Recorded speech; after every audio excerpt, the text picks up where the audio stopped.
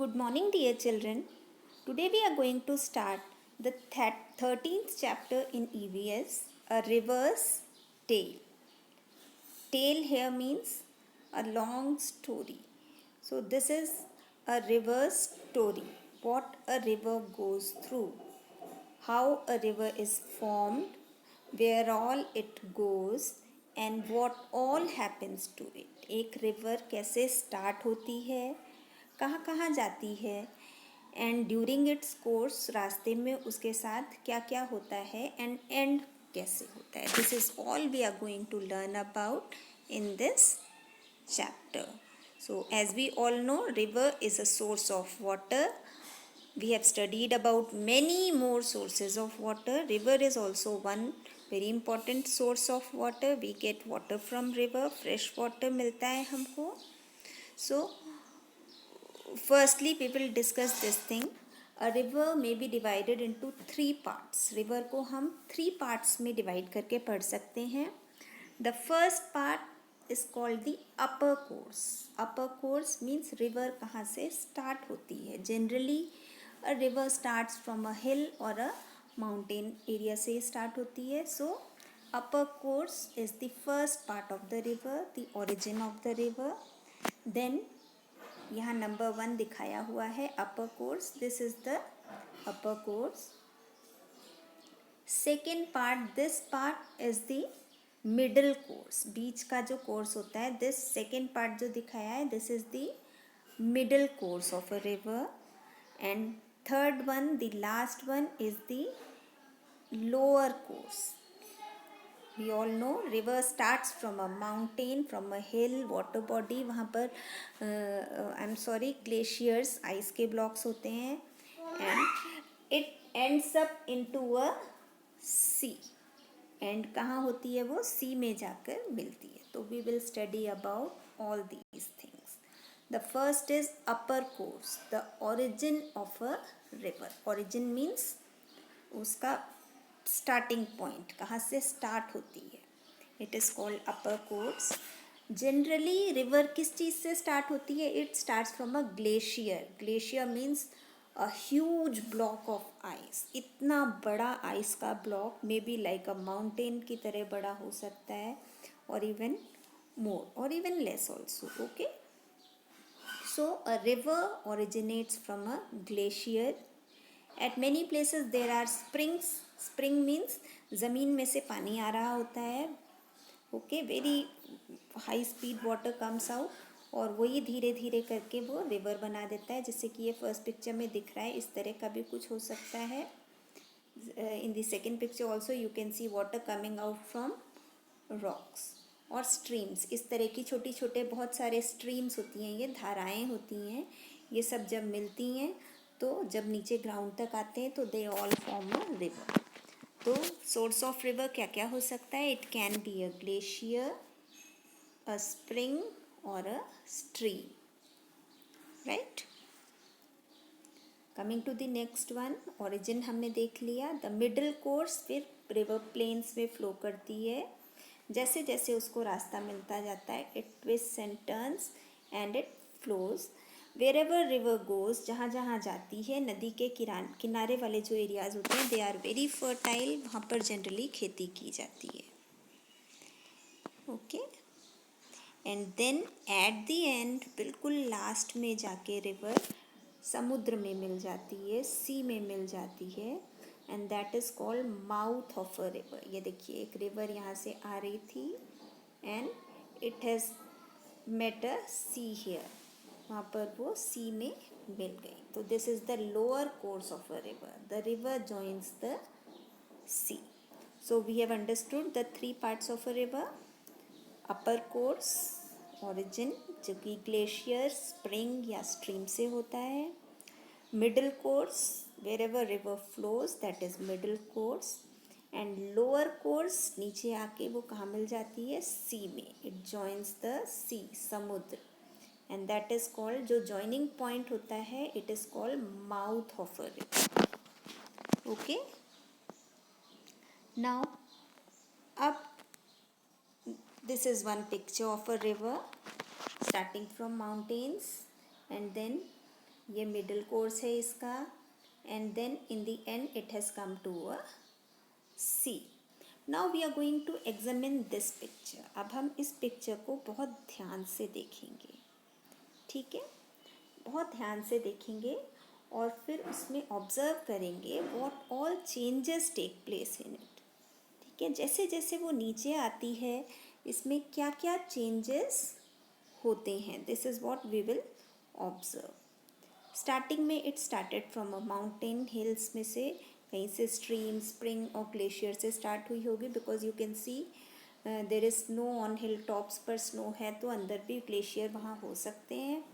It starts, you can see in the beginning, at the very start, शुरुआत में the water is very clean. यहाँ दिख रहा है ना, वाटर इज़ क्वाइट क्लीन, काफ़ी क्लीन वाटर है.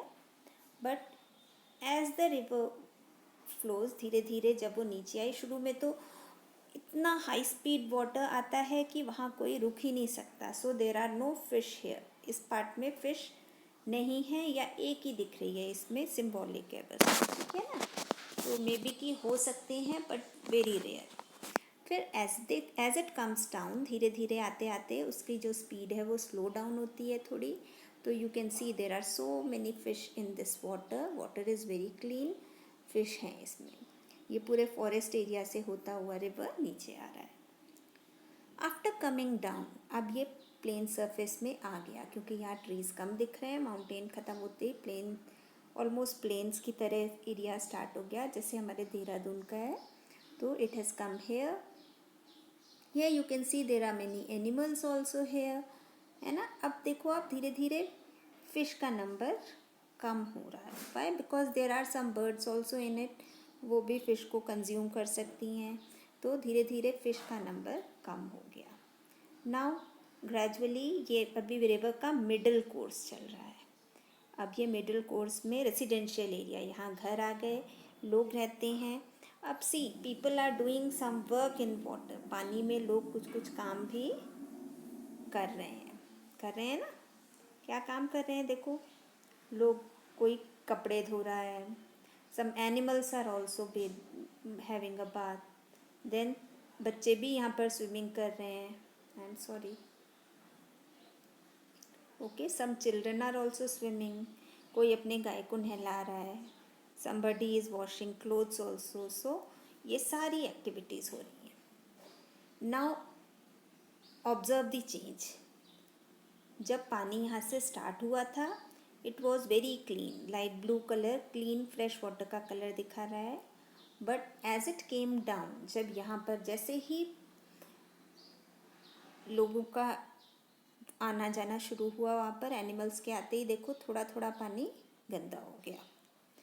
फिर जब रेसिडेंशियल एरिया आया, घरों वाला एरिया आया, अगेन ये जो ब्लू, थोड़ा सा डार्क ब्लू कलर दिखा रहा है ना, ये दिखा रहा है this is showing that how water has become dirty here. ये दिख रहा है ना, दिस इज़ ब्लू, ये डार्क ब्लू जो दिख रहा है, इट इज़ शोइंग दैट धीरे धीरे पानी गंदा हुआ. Okay, and the more the activities increased, जितना ज़्यादा एक्टिविटीज़ इंक्रीज हुए पानी उतना ज़्यादा गंदा हो गया. सी हेयर, यहाँ पर it has become very untidy. Okay, so what we mean to say is we are the ones, हम लोग ही पानी को गंदा कर रहे हैं. We are contaminating our own water. Ultimately आते आते अब देखो फिश का नंबर बहुत कम हो गया, because fish take oxygen from water, isn't it. जब हमने बहुत गंदा करना शुरू किया, पानी इतना गंदा हो गया कि it was difficult for fish to survive. So the number of fish has reduced. इसका मतलब पानी is not fit for the living beings. हम जो पानी यूज़ करेंगे, अगर डायरेक्ट यूज़ करते हैं तो जैसे फिश नहीं रह सकती, वैसे ही it may be harmful for us also. And who is making it harmful? Just we, human activities, हमारी खुद की एक्टिविटीज़ जो हम गलत काम कर रहे हैं. This is what we will learn about in this chapter. And see by the time it has come here, factories का वेस्ट भी जा रहा है, ये जो शिप है इसकी भी ऑयल इसमें गिर रहा है, घर से भी सारा नाली वाली का देखो इसमें आ रहा है, तो पानी का अब क्या हाल हो गया। सी हियर दिस पार्ट, इतना गंदा पानी हम समुद्र में वापस भेज रहे हैं। Okay, so it is the time to analyze and understand that we are the ones who are making our water bodies dirty. अब ये रिवर अगर अपनी कहानी बताएगी तो what will the river say? क्या बताएगी कि मैं कहाँ से शुरू हुई थी, फिर मेरे साथ क्या हुआ. This all the river will say, isn't it? So this is what we need to study about. हमें उसके बारे में भी सोचना चाहिए. It is very useful to us, so we must take good care of our water bodies. And this contamination of water is only called water pollution. Okay, see these are some parts of your book chapter only. These are the various ways in which we are making our water untidy. Okay, see the color of water here, isn't it? So you can go through all these things in the book and then we will proceed further. What is water pollution? Now I talked about water pollution. मैंने कहा pollution means dirtification, contamination, गंदा करना, गंदा to a very great limits. So the contamination of water as a result of human activities. Human means हमारी human beings की activities से जो water contaminate होता है, that is called water pollution. उसको, उस कंटेमिनेशन को ही वाटर पोल्यूशन कहते हैं. Okay, and what are the main causes of water pollution? Main causes of this contamination is first sewage disposal in water bodies. Water bodies में हम sewage means the liquid waste from our homes. हमारे घर का जो liquid waste होता है, जो toilets का होता है और इवन किचन का भी हो सकता है, बट किचन का हार्मफुल नहीं होता है, टॉयलेट्स वगैरह का जो होता है, all these things are disposed of in nearby river और वाटर बॉडी. आपने भी आपके घर के आसपास देखा होगा पानी जो नियर बाई वाटर बॉडीज़ होती हैं उनका बहुत गंदा होता है, लोगों की नालियाँ उसमें खुल रही होती हैं. तो that is what is sewage disposal. Second reason can be washing clothes, bathing self and animals near water bodies. When you have gone to visit some water body, जैसे देहरादून में रॉबर्स केव में यू मस्ट हैव गॉन,